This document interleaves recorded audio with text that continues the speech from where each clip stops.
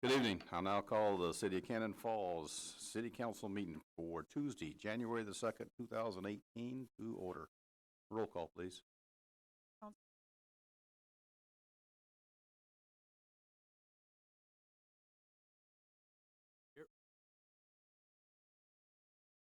Here. Please, pledge, please.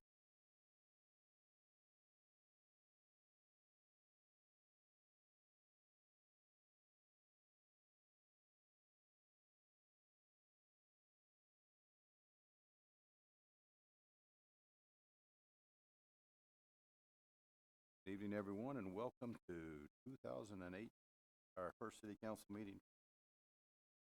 Time the chair will take a motion to approve agenda as So, second.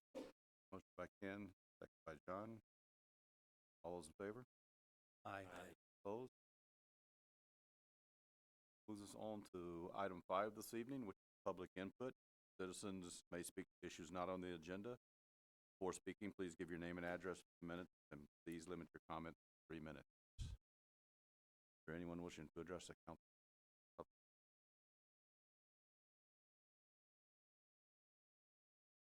Chris Wigman, 616 State Street East. Well, I'm just gonna read what I wrote. Wanted to take it, probably guess why I'm here and showed up. But I just wanted to, I wrote something out and it's easier for me to just read it. I was sitting in the barber shop a few months ago, listening to a couple of locals banter back and forth about rumors of the wineries. The city will never let the winery expand across the city parking lot road, they said. They also shouldn't let them expand into the parking lot where the old body shop sits, because where are people going to park? What about the other businesses downtown? How will people get? I sat with my head in a magazine thinking to myself, these guys have no idea. There's no way that the winery will not be granted access to these properties. The city will do anything they can to keep them here and give them whatever they want, I thought. Why wouldn't they? They have proven themselves year after year as a tourism driving powerhouse. Local small businesses depend on the traffic they create. They spend thousands and thousands of dollars a year marketing themselves and Cannon Falls across Minnesota so that they can continue to drive more tourism into our community and their front door. They built an event center that brings 40 to 50 weddings a year into our downtown, plus countless other special events. Our streets are bustling during the peak of summer. People that have never been here before are showing up to visit our town and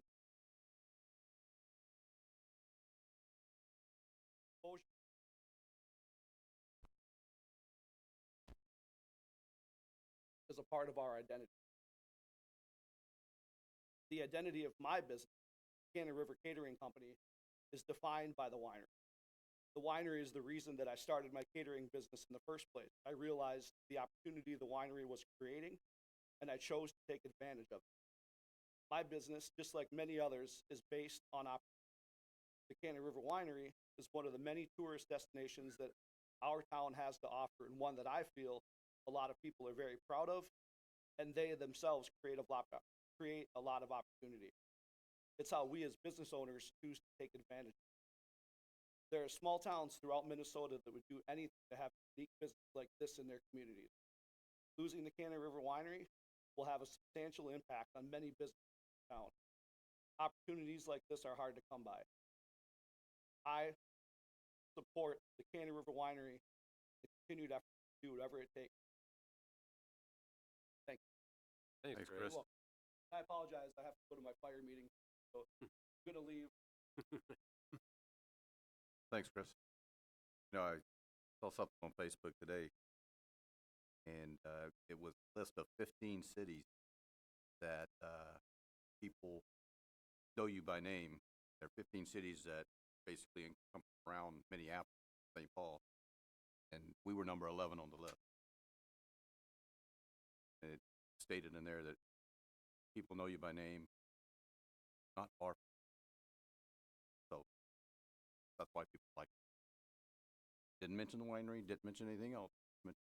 they like to come to Cannon Falls. Well, you know, we gotta look at what all draws, so. That. Anybody else wishing to address the council under public? If not, we'll move on to item 6 this evening, the consent agenda. Items on this area of the agenda may be adopted or they may be removed and placed on the business area of the agenda for discussion purposes before approving. The folks at home will read the consent agenda. Item A is the just and correct claims for the accounting period ending December the 28th, 2017.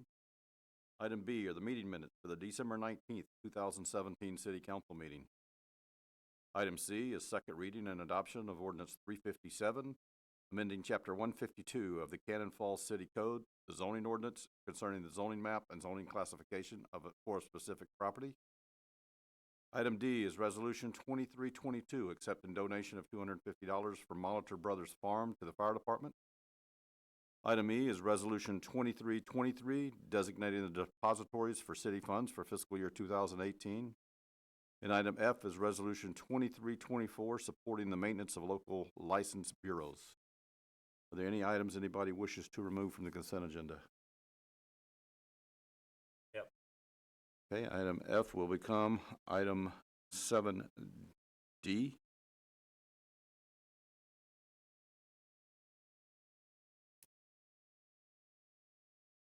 Any other items? If not, the chair will take a motion to approve the consent agenda minus item 6F. So moved. Second. Motion by Ken, second by Mike. Any further discussion? All's in favor? Aye. Opposed? Approved. That moves us on to council business this evening. First item up is the election of the mayor pro tem. For the last couple of years, it's been Morris as our mayor pro tem. And every year we can either continue with Morris or we can have someone else be nominated as the mayor pro tem from the council. Make a motion to nominate Morris. I'll second. I have a motion by Mike and a second by John to nominate Morris as mayor pro tem. Anybody else? I'd like to nominate Ken.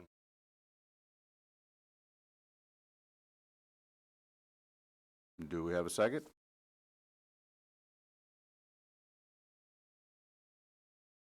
I don't feel like seconding my own self, so Do we have a second? it's too weird. Do we have a second? We do not have a second, so the motion will die, and the chair will take a motion to elect Morris as the mayor pro tem.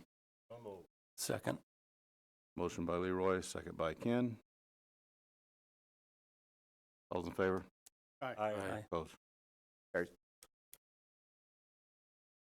Which I think I got double nominations on that, so after I really look at it, but congratulations, you got it again.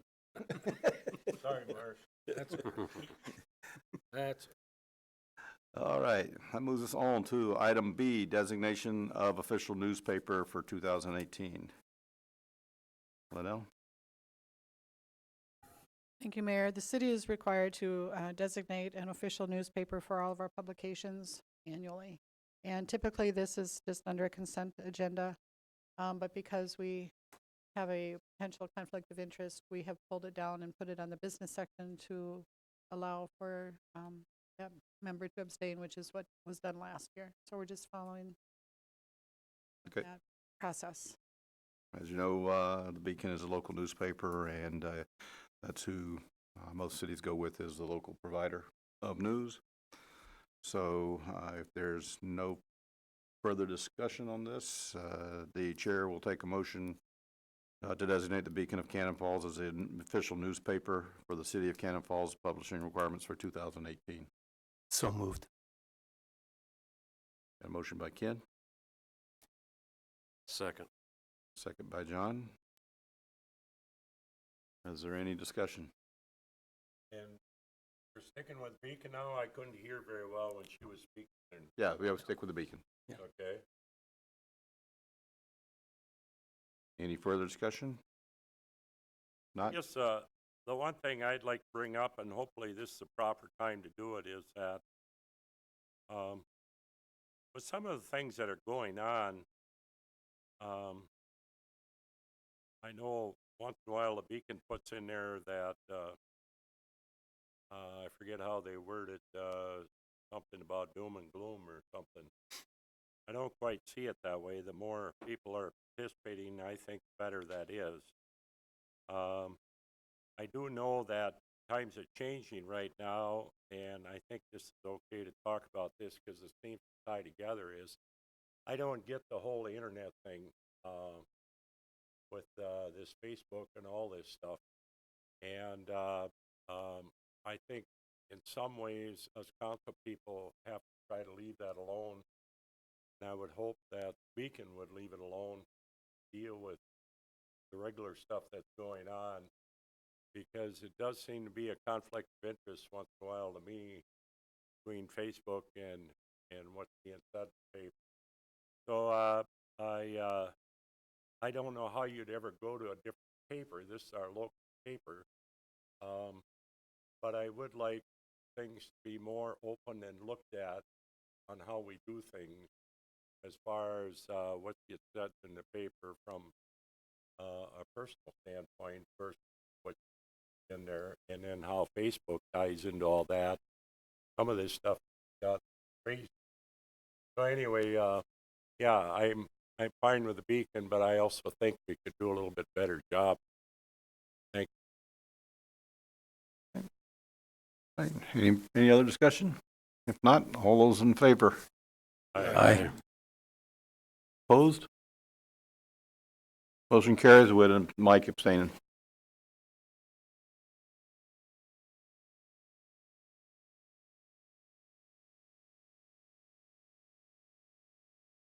All right, item C this evening, Ron has informed me just before the meeting that item C will be removed this evening to a later date at the request of the purchaser. And so we will remove that tonight till next city council meeting. Could I make a little comment on that, Robbie, that I'd like council to think about for that next meeting on that? Sure. Okay. Yep. I've been looking at that land. I've known about it for years. And I look at the situation, how nice that would be for a backyard family over there. Of course, that's changed a little bit last week. But anyway, I also think about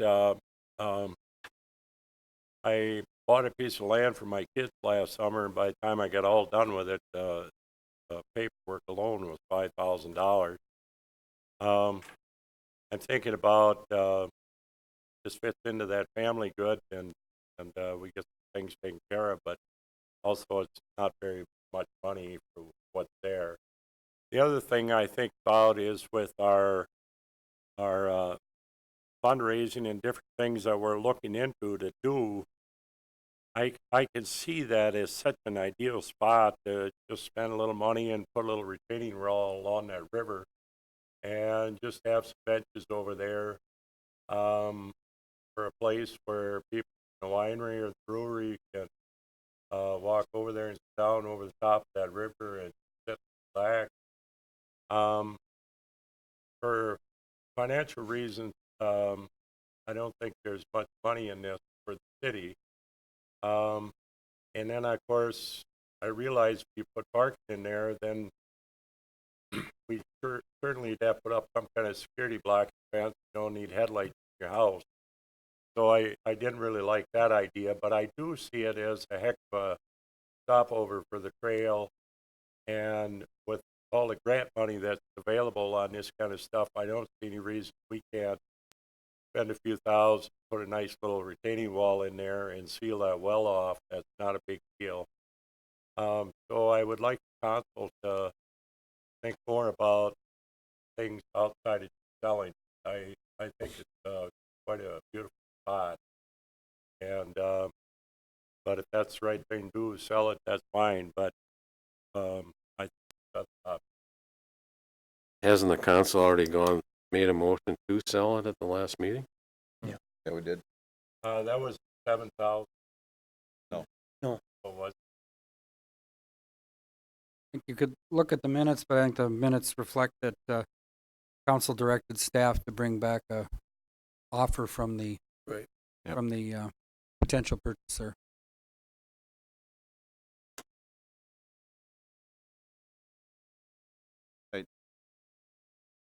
Next thing we'll move on to then is item 7D, which is resolution 2324, supporting the maintenance of local license bureaus.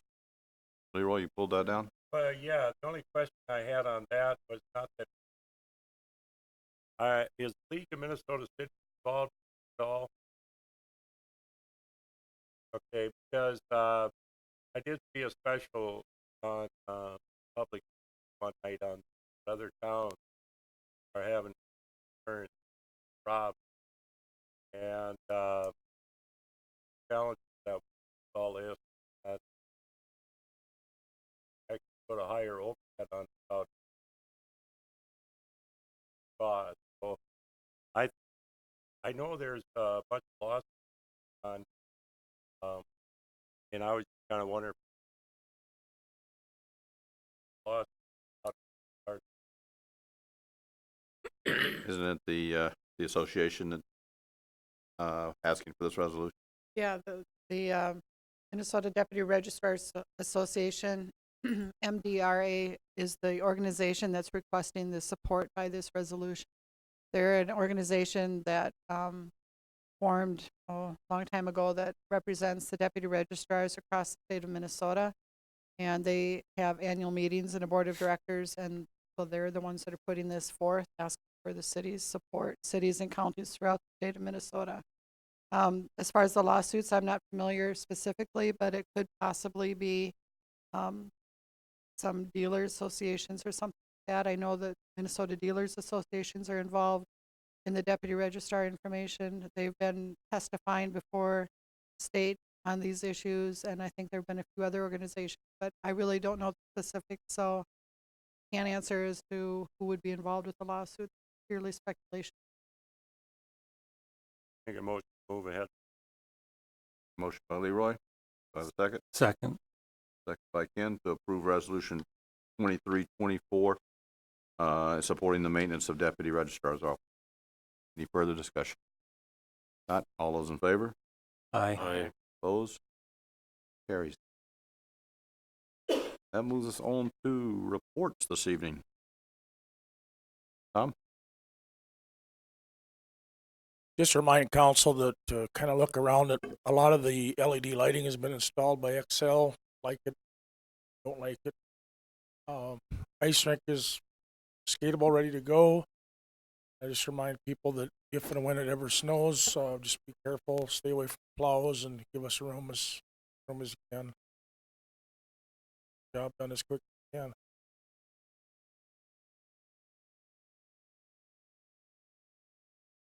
Well, I just wanted to say we had our new library staff start today, so far he's doing well. And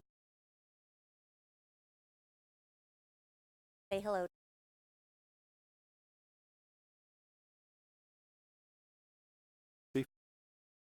Well, the ice skating rink that Tom referred to is probably doing so well because of the very, very cold. But with these cold temperatures come the dangers of exposure. So the officers have been doing extra patrol not only in the city streets but along too, just watching for any cars that break down type of weather on vehicles. So if somebody does see a vehicle that appears disabled, the recommendation I have would be is just call, use your cell phone, report it. Recently we had motorists that were involved in an accident in 494 that got hit by cars past them. So please don't necessarily get out and try to be a good Samaritan at that point, self at risk. Call and send an officer or the patrol, send somebody out, check on them. We want everybody to be safe. Ron? Two different items. The February 6th meeting, the caucuses are being held, so we can't meet on February 6th after 6 p.m. So if you want to just think about that, we can decide at the next meeting, even later, whether or not conduct that February meeting, but we need to. So we can't conduct any public meetings after first Tuesday meet February. Had an inquiry about the number of dogs residents can have. Cannon Falls, we have up to 2. Actually, it will not exceed 2 per dwelling unit or 4 per multi-dwelling structure, whichever is lesser. And did some checking around, and we don't need a discussion on this tonight, but I'm kind of curious if you want us to do anything here to a change in our ordinance. Lake City has 4 dogs. Anything over that require a kennel license. Pine Island has up to 3 dogs. Zumbrota 3, Hastings 3, Wanamingo 3. Anything over 3 in Wanamingo requires a kennel license. Rochester is 6, and Goodhue and Northfield have no max 2. So it was brought to our attention. Something to think about, 3 or 4. Think about if you want me to put it on a future agenda, I will do so. And also had a request, I think we had this for bow hunting next hunting season. Bow hunting for deer in city limits. Whether or not you want to tackle that issue, I told the individual I'd bring it up. He said he would also, he wanted me to try the first run at it and see if there's an interest there, and he would come to a future council meeting and be willing to share his ideas on it. But I have his email that I can distribute, and just for information. Are you talking No by the decision. water tower? Pardon? Water tower, or? I don't know. Oh, I don't know. You know, the dog thing there, Ron, is how many problems have the police had with that over the years? Is it fairly simple, or do we get a lot of complaints on that, or? It's not simple.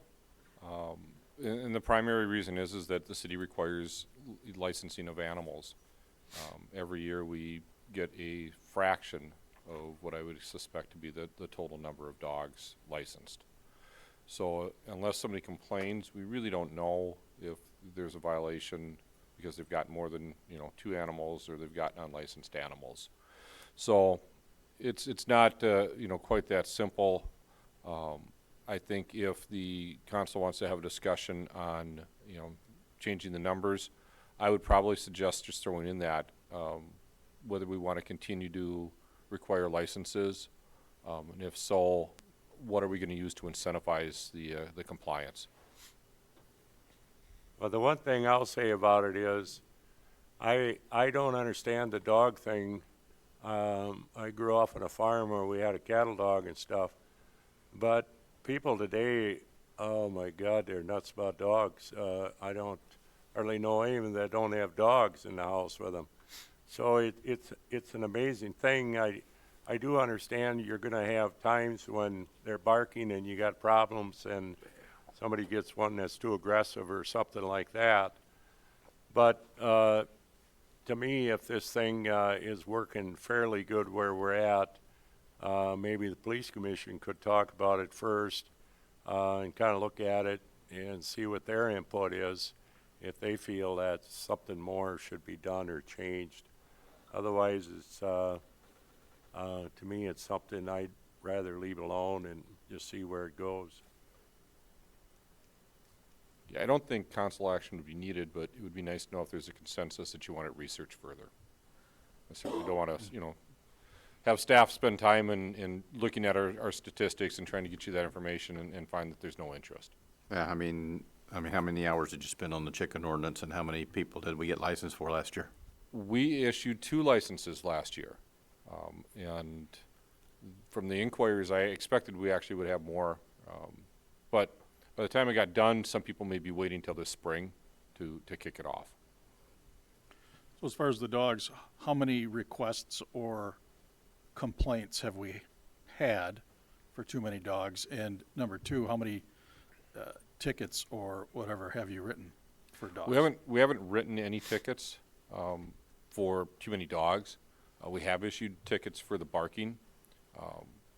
The too many dogs, typically it's more of an educational component where they often don't realize that we've got a limit of 2. And then we will work with them if they're trying to get a family member or, they just don't want to put the dog into a humane society. As Leroy suggested, people care about their dogs a lot. And so we worked with them to try to get them to the number that is permitted, and allow them to find somewhere for the animal to go. There's a limit to our patience, but we haven't had any situations where we've had to say, okay, enough's enough, and just issued a citation for that. But you don't go out looking for them. You only We're respond. We're complaint driven on those. So if somebody were to have 3 dogs and they kept them quiet, Yep. chances are no one would ever know. But same thing with I'm licensing. not advocating anything by saying that. Yep, same thing with licensing. If your dog is always inside, doesn't get loose, we're probably not going to encounter it. So Mike, what's your thing on this bull license? Have you heard any more? Yeah, I haven't heard anything more. When I was approached last year about this time, it was for, I got the impression it was for herd management, like they do up in the parks up in the city area where they have too many. Right. I don't know how we would determine if we have an overpopulation of deer. I don't think we want to just open up a bow hunting season in Cannon Falls. I think we would But I have, think if we get, if Hannah's Bend Park all of a sudden gets overrun with deer, then maybe it's not a bad idea, but that might be something we'd discuss with the DNR, because I think the DNR usually handles those deer hunts in the cities. I think Red Wing has some bow hunting in Red Wing in the city limits, but I think that's all driven, and approved by the DNR, so I think that's something we would have to get with the DNR on and just check on that. And he mentioned the DNR, working with the DNR through the process too, and he said you came from Invergrove Heights where they had a minimum of 5 acres, and then the DNR worked on the licensing and sort of the proficiency testing, he called it, and the regulation. I would like to know, from the DNR if they thought that inside the city limits we had an issue before we start really putting a lot of work into that.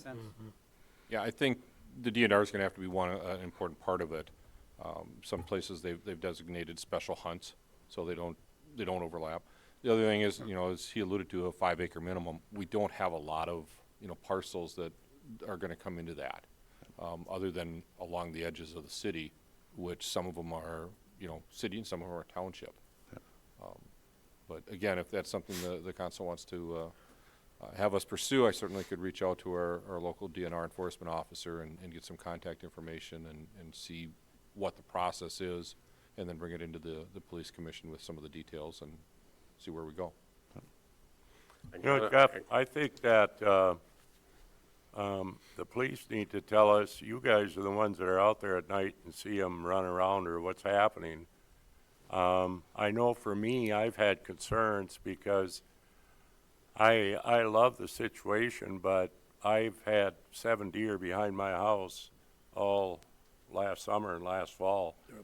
And he even had one little twin that was born that wasn't afraid of me. The mother would hiss and stomp, and the little guy would come right up within 15 feet of me. And I love the situation, but I also see him go right across my yard and across the road. I also am wondering, my goodness, there's 7 there now. We used to see one once in a while. So I can see your concerns that it gets to be too many sometimes. I also do know that I don't think it would be hard. The city has a lot of land out east of the disposal plant. And to me, if we are going to do some hunting, I think that would be a good area to have it in. I don't like the idea of being right in the city itself. but there certainly is a lot of good hunting land out east of the disposal plant. So I think it would be good to have a discussion about this sometime. I keep thinking that this is referring to up by the water tower. Now, I live up on the hill, and I usually have a dozen deer in my lawn every night. Well, not now in the cold weather, but there's a lot of deer up there, and I'm sure that's what they're referring to. Yeah, But I don't have a problem with it, but I don't know. we've had inquiries from people wondering, on the south end of the city, the east side by the water tower, John. Haven't had any on the area down by the disposal plant, Leroy, that I've fielded. We have had some on the north side, but where they've actually inquired was actually township. They just thought it was part of ours. But part of the beauty of our city is, you know, the ravines and stuff that snake into the, you know, literally into the heart of the city. But those also provide paths for deer as well as other wildlife. There's probably at least a dozen behind my place along the Little Cannon River. They like that area. Yeah, they're all over the place, but I mean, I don't think we have an overabundance at this point that unless the DNRs, you know, we can check with them to see if it's, you know, I think they need to do a study to see or account Yeah. how they do that. This before is we the do- time of year where they're starting to do their aerial counts and stuff, so Yeah. I certainly can reach out to our local DNR guy and that's a get good some idea. information Yeah. on it. I think that's, Yeah. you know, just so we know. The Linnell? other thing I'd add, Robbie, is that I got such a kick out of, my wife thought they were so cute and it was so special. But she has this one certain flower, and they really liked that flower, and they were gone one day, so they weren't quite as cute after that. Well, they clean the acorns out of my lawn, so I don't have a problem with them. That's true. All right, Linnell? Mike? I think. Leroy? Just wanted to highlight a few things. With this cold weather we got, I especially want to thank our staff, the police, public works, our janitors that go out, keep our sidewalks cleaned out here in this cold weather. Just thank those people for going the extra mile. The last council meeting, I gotta tell you that, I like to see our council chambers like that, with all them people that came to contribute and to give their side of things and their opinions. I enjoyed that, and I want to thank them for coming in and doing that and having their concerns about the winery and roads and all this stuff. So I want to especially thank them and let them know that that's appreciated when they come in and give their input on this stuff. And then I just want to wish the whole town a happy new year and a good 1918, or 2018. 1918, yeah. Get old. Ken? I'd like to thank Tom for the good job that his guys have been doing in clearing the snow. It kept the roads very nice and safe to drive on. Thank you. The license department, I feel their problems, because I know one of my vehicles, I am now on a 60-day permit because the state can't get it straight how to do it. So they go through a lot of stuff. And just 2 now. I'm okay with, no, I mean, I got the thing, don't worry. So, yeah, just so you know, I expect to be pulled over. Well, you can put masking tape over your plate. and put Yeah, your right. number on it. But I mean, and then also, you know, this fall, I gotta say, when,